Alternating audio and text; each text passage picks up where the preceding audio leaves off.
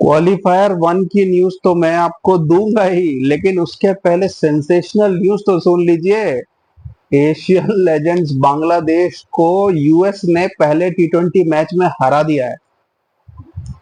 अभी कुछ दिन पहले ही पाकिस्तान आयरलैंड से हारी थी और अब बांग्लादेश यूएस से हार गई है।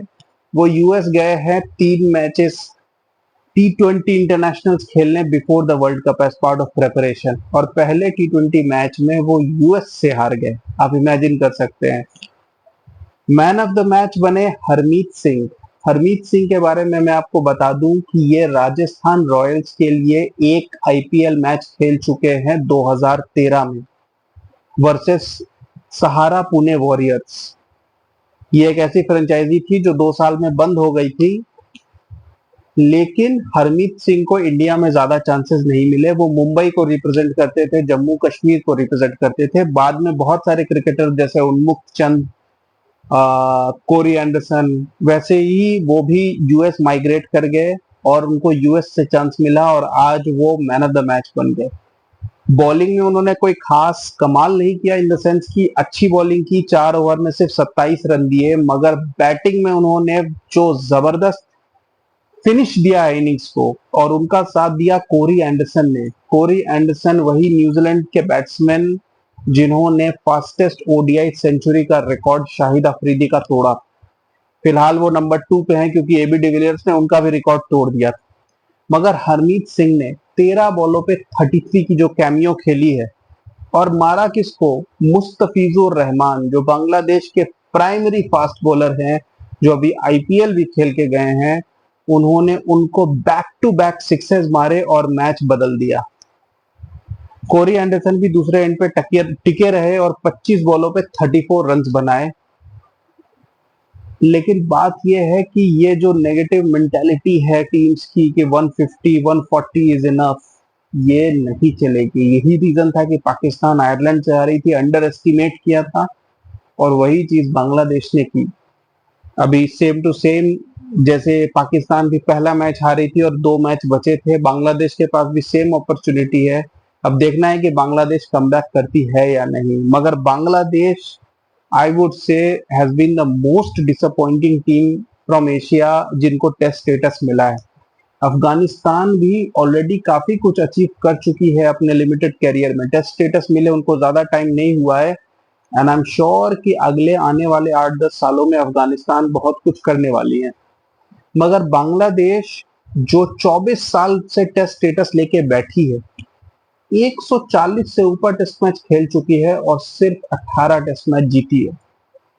अगर मैं सीना कंट्रीज की बात करूं तो सिर्फ एक टेस्ट मैच न्यूजीलैंड में जीता है बांग्लादेश ने आज तक के 24 साल के करियर में।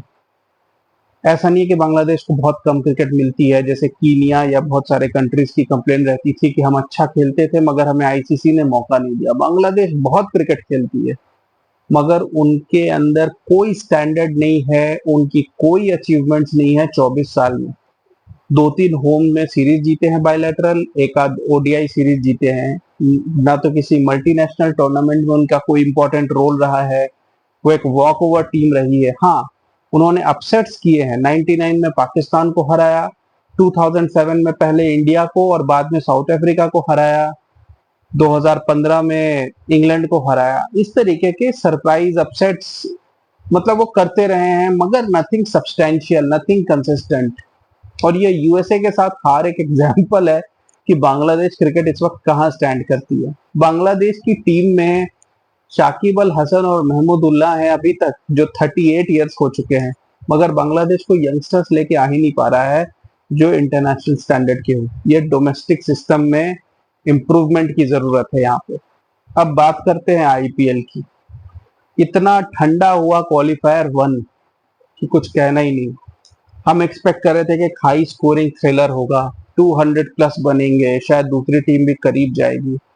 मगर सनराइजर्स हैदराबाद की जो फायर पावर बैटिंग की बात हो रही थी, वो तो ऐसी कोलैप्स हुई कि एक टाइम पे ऐसा लग रहा था कि 220 तो भूल जाइए, शायद 120 भी ना बने।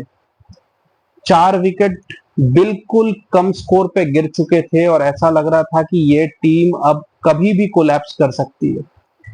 ये तो राहुल त्रिपाठी ने आज इनिंग्स को बहुत बढ़िया संभाला और हेनरिच क्लासन ने कुछ टाइम तक उनका सपोर्ट किया, वरना 39 फॉर 4 इन 5 overs.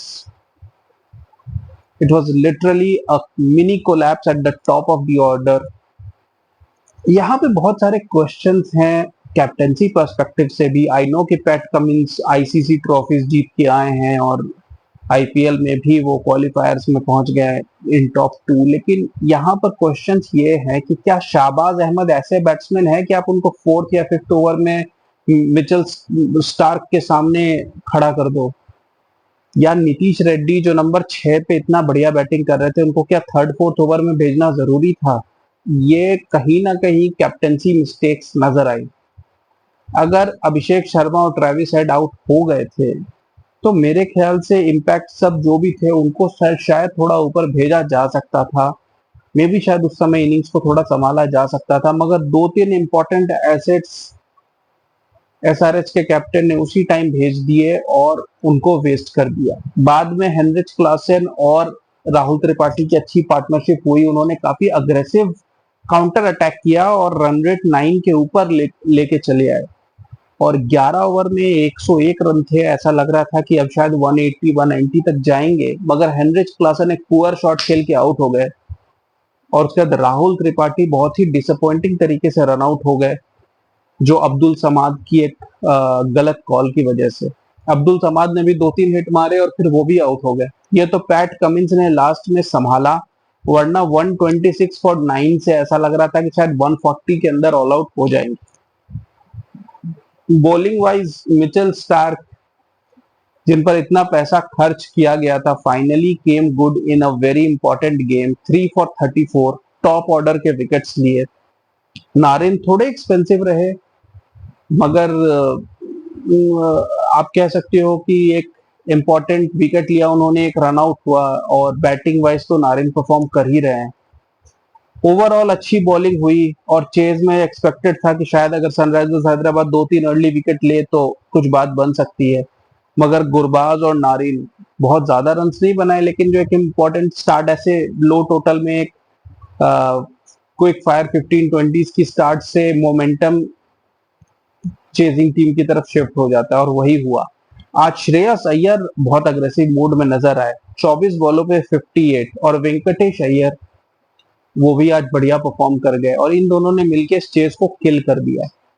सिर्फ 13.4 ओवर में ये क्वालिफायर खत्म हो गया। बहुत ही डेड, बहुत ही ठंडा क्वालिफायर रहा।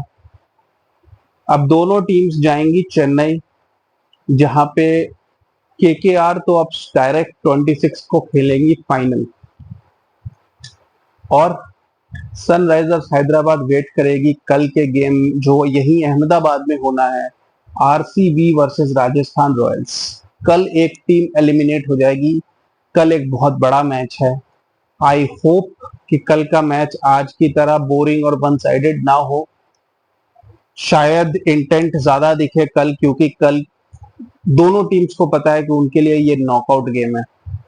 सनराइजर्स हैदराबाद में भी दे न्यू कि अभी तो हारने के बाद भी एक सेकंड अपॉर्चुनिटी है, तो शायद वो इंटेंट मिसिंग था, बट आई होप कल वो इंटेंट मिसिंग नहीं होगा। कल के मैच की वीडियो आएगी मैच के बाद। Keep watching guys, thank you.